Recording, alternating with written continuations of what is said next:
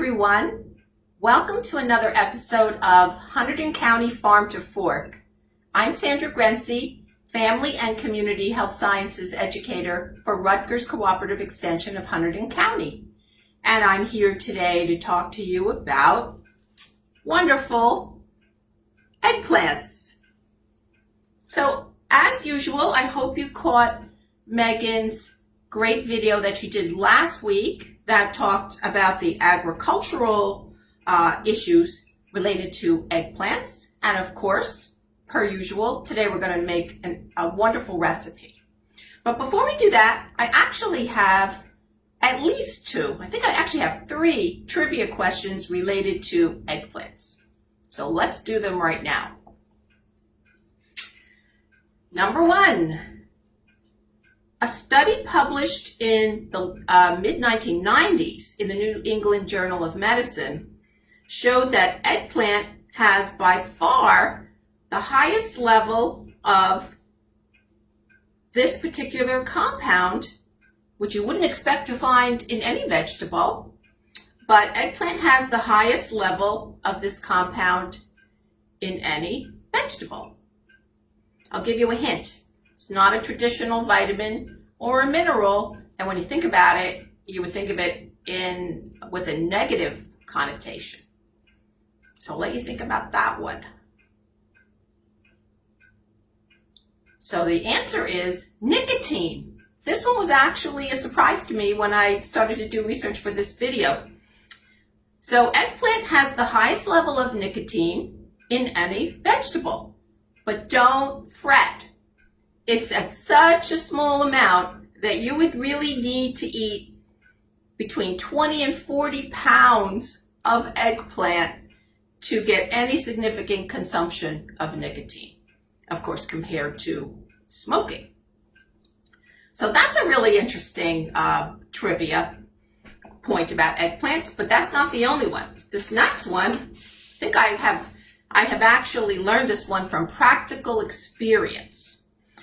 According to an Australian study, eggplant absorbs more fat in cooking than any other vegetable. So this isn't really a question, it's a fact. So when researchers deep fried a serving of eggplant, they found that it absorbed 83 grams of fat in just 70 seconds, 4 times as much as an equal portion of potatoes, adding more than 700 calories. So, as we well know, one of our favorite ways to prepare eggplant is often in eggplant parmesan, where we do fry the eggplant pieces in oil. So consider, and in a batter in oil. So consider that eggplant does really act like a sponge in absorbing oil. And if you are watching your fat consumption and you're maybe watching your weight, just consider that there are plenty of other ways to prepare eggplant besides frying in oil. And last but not least, I was doing a little bit of research on the recipe that we're actually making, which is a maybe not 100% traditional method of preparing baba ganoush, which is basically a wonderful eggplant dip or an eggplant spread made from roasted eggplants. But I wanted to find out what does baba ganoush mean? So I looked it up, and baba ganoush is, of course, a Middle Eastern, actually Lebanese dish made from eggplants. In Arabic, the word baba means daddy, and the word ganoush comes from ganoush, which means spoiled. So baba ganoush loosely translated into something like spoiled daddy or daddy is spoiled. So this dish is kind of inferred when you prepare it that you can spoil your loved parent. So that's a very loose definition of baba ganoush, and it may not be completely factual, but if you have another definition, make sure you email me. I'd be very interested in it. So lots of fun trivia questions about eggplants. And of course, eggplants are members of the nightshade family, just like our well-loved potatoes, tomatoes, and peppers. So a couple tips when you're preparing eggplant. You may know that you really can't consume eggplant raw. It has to be cooked. What you want to do, I brought two types of eggplant from my garden today. This long skinny one is a Japanese eggplant type, and this one is more of the traditional eggplant type that you would maybe grow or see in the store. But when you're preparing eggplant, you want to cut off the ends and wash it well. If your eggplant is very tender, like mine, I try to harvest them small so that they don't have big seeds inside, and the flesh is very tender and the skin is very thin. So if you don't want to have to peel or skin your eggplant, just remember to try to get out there and harvest them young. So this one is just be about as large as I would want to keep it on the plant, because I also want to have more eggplants coming, but it's very tender. We're going to be using this one today. I actually roasted that one. Okay, so eggplant can be a little bit bitter sometimes, and sometimes if you sprinkle it with a little bit of salt and let it sit, some of the moisture comes out of the eggplant and the bitterness is sometimes removed along with that liquid. And then you can always rinse off the salt before you're preparing your dish. So as I said, many ways to prepare eggplant. One of my favorite ways is actually just to cube it and to stir fry it. And when it cooks, it goes from that hard, spongy texture to that soft, really creamy texture, which makes a really great addition to a stir fry. But of course, you can bake it, you can slice it, and you can sprinkle it with oil, and you can bake those slices and then make a healthier version of an eggplant parmesan.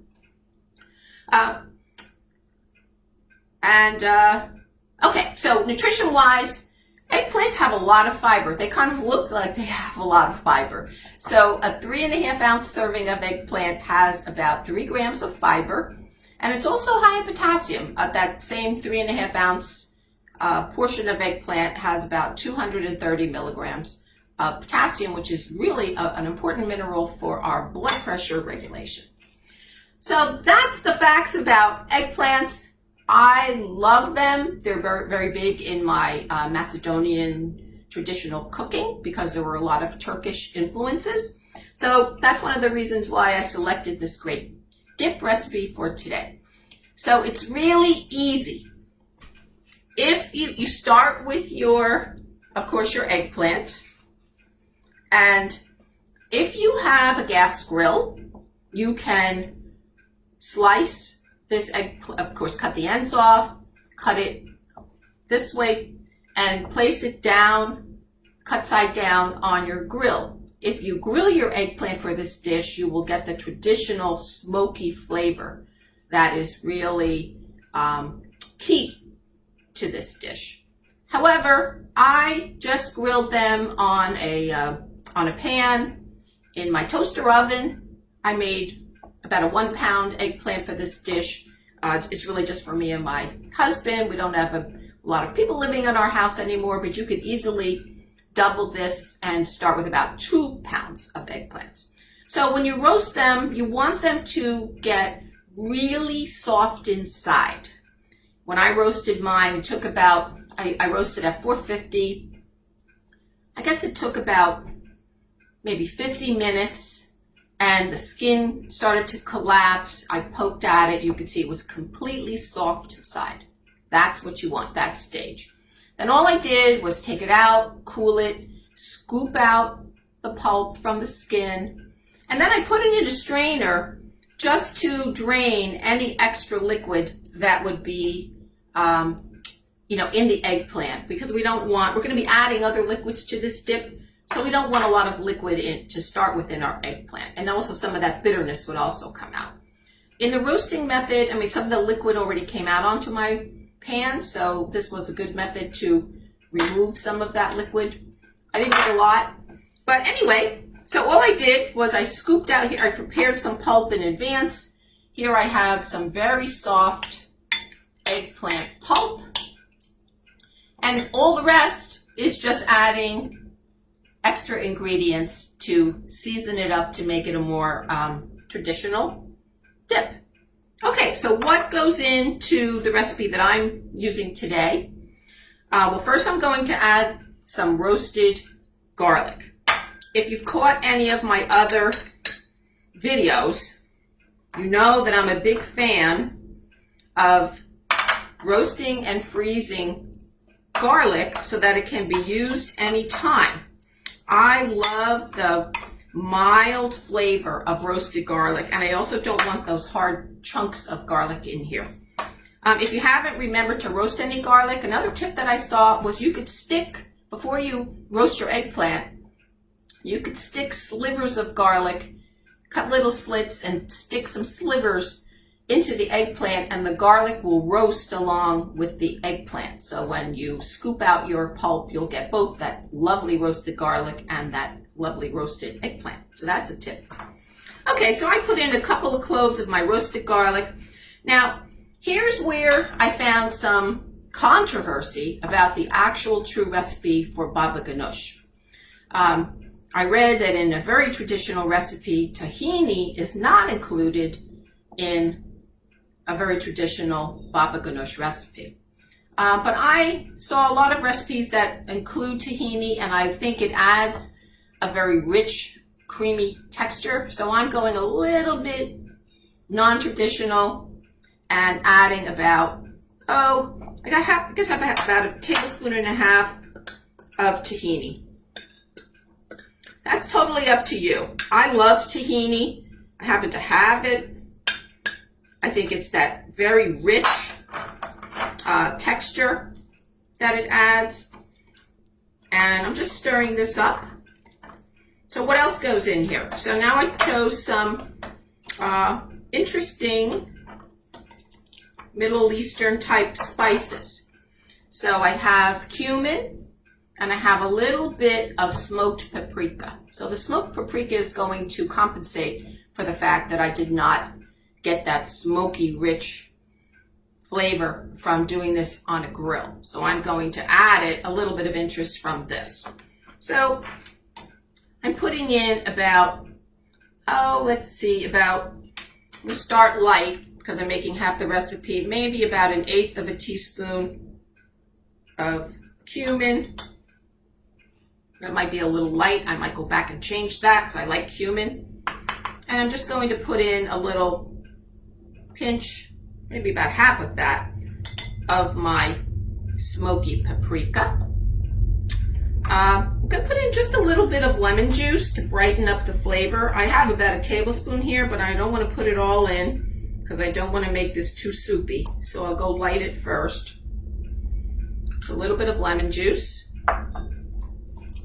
Now, when it comes to blending up your Mediterranean eggplant dip or baba ganoush, some people want to put it into a food processor and make it very smooth and creamy. I love the texture of eggplant and I want to leave some chunks. So if you really roast your eggplant well, you will not get a lot of chunks. It should be fairly creamy. So I'm just going to take a little taste of this. A little more lemon juice. And adding about another 1/8 of a teaspoon of that cumin. And then it's just a matter of salting it to taste.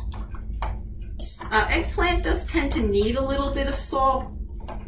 It doesn't have a very strong flavor profile on its own. So I'm going to go very light and start with about 1/8 of a teaspoon of, that should be plenty. My taste buds have adapted to a very low amount of added salt in my diet. And then, once you get that flavor profile the way you like it, a little more salt or a little more smoky paprika. Let's give it a final taste.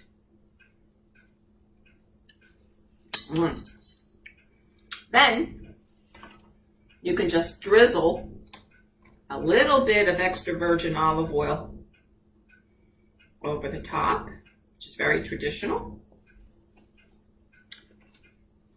And I brought some fresh parsley from the garden.